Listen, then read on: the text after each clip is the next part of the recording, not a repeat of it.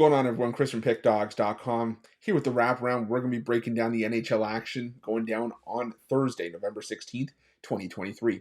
Before we get into it, though, if you like this content, make sure you drop a thumbs up and subscribe to our channel. If you're looking for my best bets, including my daily $19 best bet and my NHL breakaway, make sure you head to Pickdawgz.com and click the Premium Picks tab at the top of the page. And I also have something new and exciting coming up here at Pickdawgz. If you're a big bettor looking to hit the books hard on the ice, you're going to want to check out my all-access Power Play Pass. And I will be honest, this service is not for everybody. This service is for the bettors that are dropping $1,000 or more per game on the NHL, that want that elevated top-tier advantage to get a man up on your book. Now, for the first time, this package will feature the rating of my plays, as well as late info plays that I bet throughout the day based on goalie news, starting goalie announcements, injuries, etc. Now, if that's not your cup of tea, that is 100% totally fine. We will still be cooking up premium winners daily. We're still going to be covering every game, every day right here on the Wraparound. But if you want more information, make sure you text PUCK to 775-636-7674, and we will get you hooked up. Anyways, NHL action, Thursday. Are you ready? I'm ready. Let's get into it.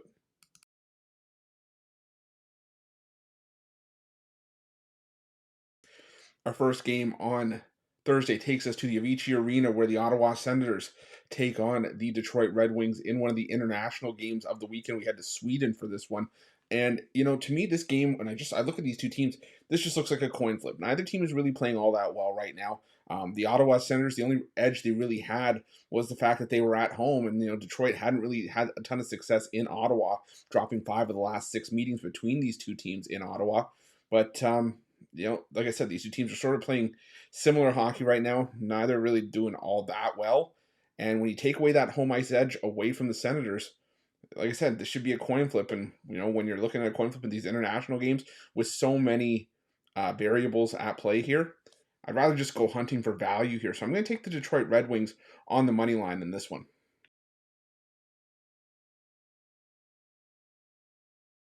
Our next game takes us to the Nationwide Arena, where the Columbus Blue Jackets take on the Arizona Coyotes.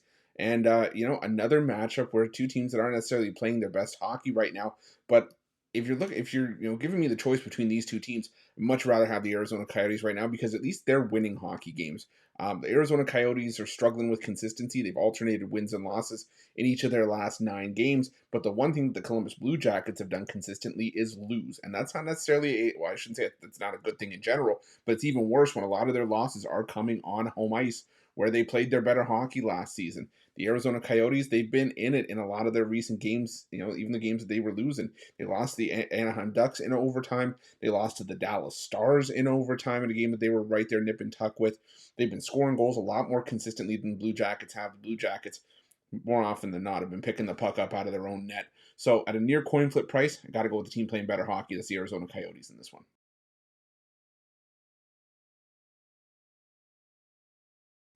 Our next game takes us to the Bell Center, where the Montreal Canadiens host the Vegas Golden Knights. And when I first saw this game on the schedule, thought it was probably going to be a little bit more cut and dry to just take the Vegas Golden Knights in the bounce back. But they have lost 3 of their last 4 games.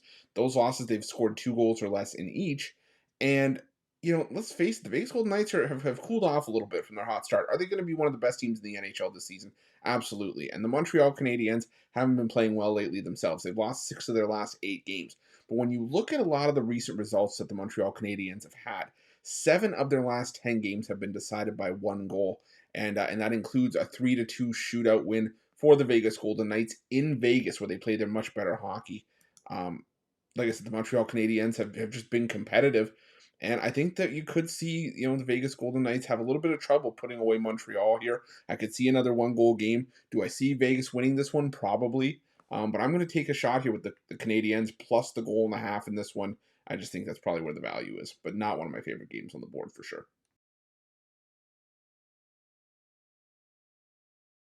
Our next game takes us to the PPG Paints Arena, where the Pittsburgh Penguins take on the New Jersey Devils. And, the New Jersey Devils just have really not looked right since not having Jack Hughes in the lineup. They've taken their fair share of bumps as of late. They've lost 3 straight and 4 of 5. They're coming off a 6-3 loss to the Winnipeg Jets last time out.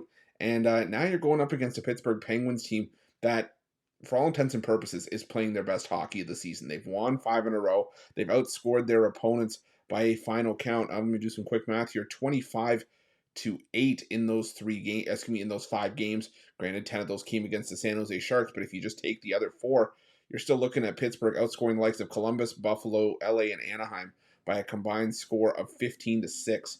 The Penguins, as much as I bragged on them this season, like I said, are playing just really, really well right now, and the Devils just look lost without Jack Hughes. So I'm going to steal a phrase from my morning show co-host Jay Briggs. I'm not trying to catch a falling knife with the New Jersey Devils and trying to figure out when this Devils team is going to show up. Might as well keep riding the Penguins with their hot streak going as long as you're getting reasonable prices with them. So give me Pittsburgh here at -137. Next, we head to the United Center where the Chicago Blackhawks take on the Tampa Bay Lightning. And man, the Tampa Bay Lightning have really taken a step back in their last couple of games. I think this Tampa Bay team is really just counting down the days until Andre Vasilevsky is cleared to play. Because right now, the tandem of Jonas Johansson and Matt Tompkins just not cutting it. They've especially Johansson in his last 3 starts, he's given up a combined 13 goals. The Tampa Bay Lightning have been shut out in back-to-back games. So it just makes it hard to back the Lightning here. But I am going to go with the over 6.5. I'm going to go a couple different ways in this game. I'm going to go with the over 6.5. I'm also going to take the Blackhawks plus the 1.5 and sprinkle on the money line. We just saw the Blackhawks beat the Lightning on excuse me just a week ago by a final count of 5-3. The Chicago Blackhawks are playing the better hockey right now, but even though they're playing the better hockey, they've still been prone to giving up some goals here or there. And you look, this Blackhawks team 5-1 to the over in their last 6.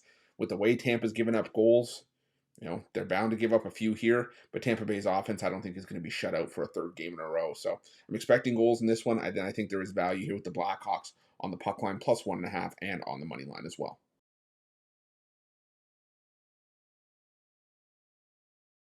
Next, we head to the Scotiabank Saddledome where the Calgary Flames take on the Vancouver Canucks, and the Canucks on the back-to-back in this one. Fresh off of their win over the Islanders, come from behind win over the Islanders on Wednesday night, and I think it just goes to continue the story of the Vancouver Canucks so far this year, just continuously finding ways to win games and looking really good doing it right now. Now they head out on the road where they have been solid this year. They've been better at home, but they're still 6-3 on the road this season. And they're going up against a Calgary team that has had their number. Now, Calgary, has started to pick up their play a little bit. They've won 3 of their last 5 games. And all, the trends and stuff like that point towards Calgary probably having a decent game here.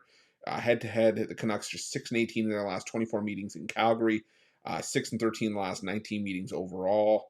But Calgary's also just 1-4 in their last 5 home games. Vancouver 1-4 on the second half of a back-to-back in their last 5 in that situation. Like I said, Calgary's lost 4 of their last 5 at home, and you're going to see probably Casey DeSmith here if I had to guess. We saw Thatcher Demko on Wednesday. I'm anticipating DeSmith here, and the Canucks have won all 3 of DeSmith's starts on the road this season. They're 3-0-1 in his 4 starts overall, and you're going to give me the much better team at the much better price to fade the Calgary Flames. I've done it all season long. Why stop here and why stop in this situation? Give me the Canucks at even money in this one.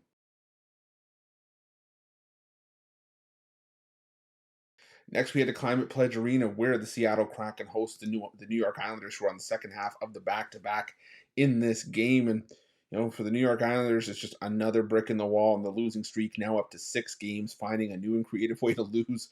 They had a 3-1 lead, I believe. They had 2-0 and a 3-1 lead in the game against the Canucks. Had a chance to really get back on track against one of the best teams in hockey, and lost that game in overtime. The Islanders fell asleep at the switch in the extra frame, and Vancouver escaped with the win. And now, over the course of the 6-game losing streak, each game has seen the New York Islanders give up 4 goals, and that's good news for a Seattle Kraken team that's also lost 3 straight and 5 of 6, as goal scoring once again has become an issue for the Seattle Kraken. But the difference for me here is the Seattle Kraken have had the rest. They've had their chance to, sort of rest up and focus up for this game. Like I said, this is just a quick turnaround for an Islanders team that's really had nothing go right for them. 3-9 their last 12 on the road, 1-4 in their last 5 games played on no rest. The Seattle Kraken, like I said, they've been able to sleep in their own beds, come into this one rested, focused up. Not a game I'm rushing to the window to bet. It's one of the least sexy games on Thursday's card, but can't back the Islanders in their current form. I got to go with the Seattle Kraken on the money line in this one.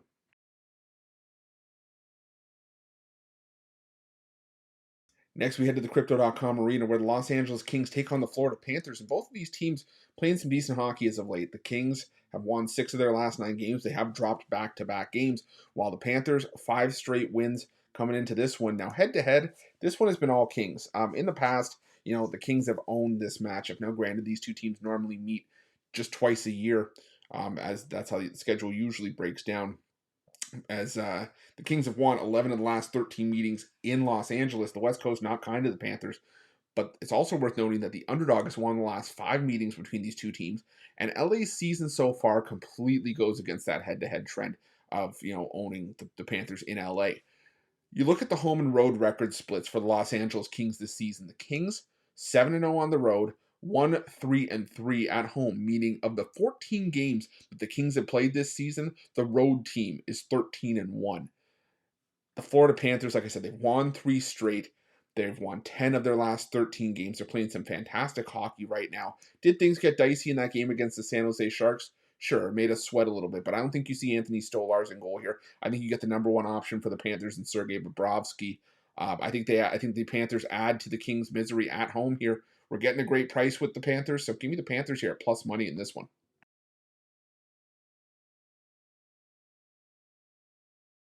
And our final game comes to us from the SAP Center where the San Jose Sharks host the St. Louis Blues. And the San Jose Sharks, they just keep finding new and creative ways to lose. They are right now, in my eyes, the laughing stock of the NHL.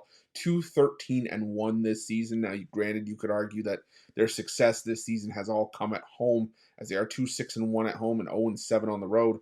But the problem here is that, like I said, they just keep finding new and creative ways to lose games. For the most part, it's been a lack of scoring that's done in the Sharks. They've scored 1 goal or less in the majority of their games this season. But look last time out. They were down 2-1 early in the third against the Florida Panthers, a pretty good Florida Panthers team that was on fire going into that game.